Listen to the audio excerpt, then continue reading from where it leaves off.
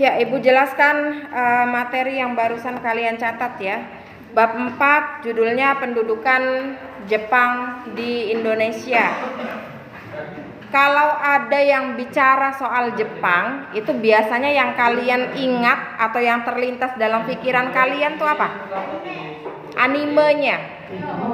Jepang banyak menciptakan anime-anime atau film-film kartun ya, yang dari zaman ibu kecil sampai sekarang masih eksis juga ada. Itu film Doraemon, itu dari zaman ibu umur segini nih, umur 5 tahunan itu sudah ada film Doraemon. Dan rutin ibu nonton setiap hari Minggu. Kemudian selain itu apa lagi? Hah? Apa tuh? Selain anime apa lagi? Ya itu kan masih anime ya. Maksudnya selain anime yang dikenal di Jepang. Tertib, terkenal dengan on time ya. Mereka masyarakat tidak ribut belakang. Mereka masyarakat yang sangat menghargai waktu. Walaupun agamanya bukan Islam gitu ya, tapi mereka sangat menghargai waktu. Contoh, ada misalnya jadwal di stasiun kereta api, ada pemberangkatan kereta dari kota A ke kota B, berangkatnya jam 7.00 misalnya. Kalau si seseorang penumpang itu jam 7:10 baru datang, itu sudah tidak kebagian kereta karena jadwalnya sesuai dengan yang dicantumkan. Beda dengan di Indonesia, kereta api jadwalnya jam 10, jam 1 baru datang keretanya. Nah itu yang ngaretnya tuh berapa jam gitu baru kemudian datang. Berbeda dengan di Jepang. Nah itu kemudian Jepang juga terkenal dengan budaya membacanya tuh.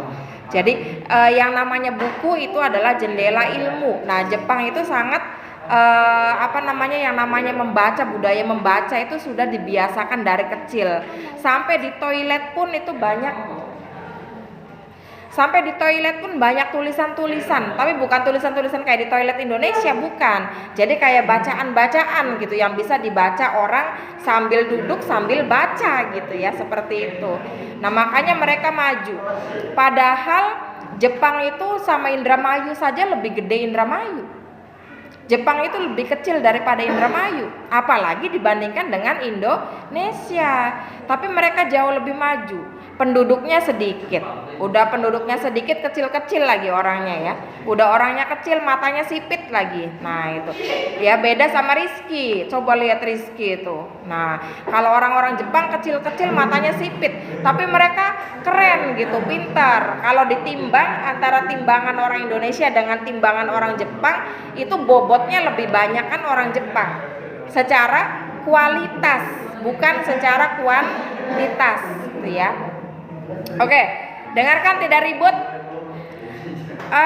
Ketika Jepang datang ke Indonesia tahun 1942, itu kondisi di Indonesia masih sedang dijajah oleh Belanda.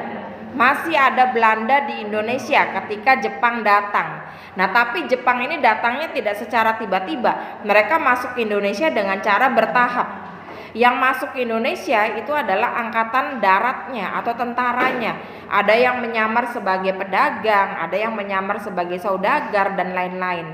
Nah, tanpa sepengetahuan Belanda, lama-kelamaan tentara Jepang yang masuk ke Indonesia ini semakin hari semakin banyak, semakin hari semakin berlimpah. Dan itu Belanda tidak tahu.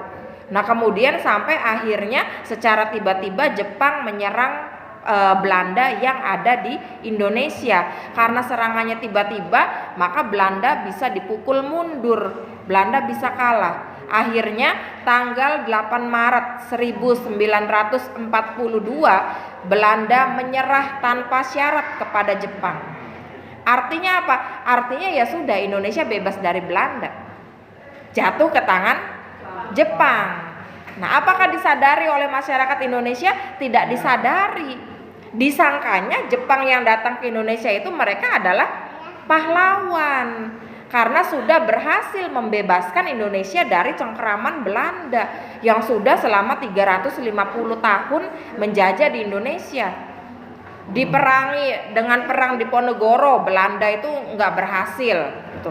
Diperangi dengan perang Padri juga tidak berhasil. Hampir semua perlawanan rakyat Indonesia terhadap Belanda itu mengalami kegagalan.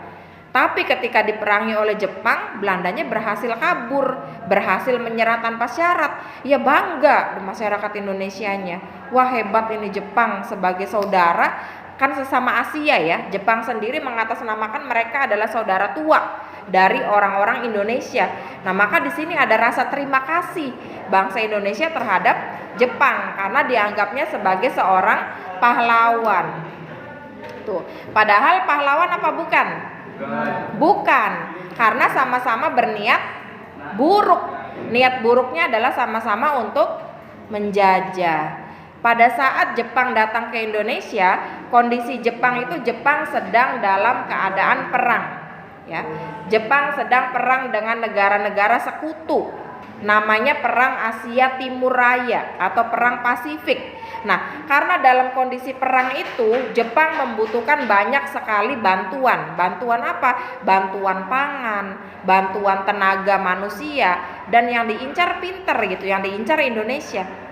Pangannya banyak, tenaga manusianya banyak. Nah, itu seperti itu ya.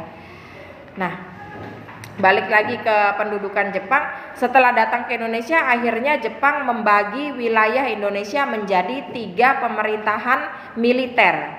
Jadi ketika masa Belanda, Indonesia tuh pemerintahannya sipil. Nah berbeda dengan Jepang, ketika Jepang datang, Indonesia dijadikan sebagai wilayah militer. Malahan dibagi menjadi 3 ya. Yang pertama pemerintahan militer angkatan darat ya. Yang dikenal juga dengan tentara ke-25 atau namanya Tomisuden. Nah, Tomisuden itu untuk daerah Sumatera yang pusatnya ada di Bukit Tinggi. Kemudian pemerintah militer yang kedua namanya tentara ke-16 atau Asamu Shuden. Nah, itu untuk daerah Jawa dan Madura, pusatnya di Jakarta. Yang ketiga pemerintahan militer angkatan laut, namanya adalah Armada Selatan kedua ya. Itu untuk daerah Kalimantan, Sulawesi dan Maluku, pusatnya ada di Makassar. Tuh. Kemudian selain membagi Indonesia menjadi 3 pemerintahan militer, Jepang juga membentuk organisasi-organisasi apa namanya?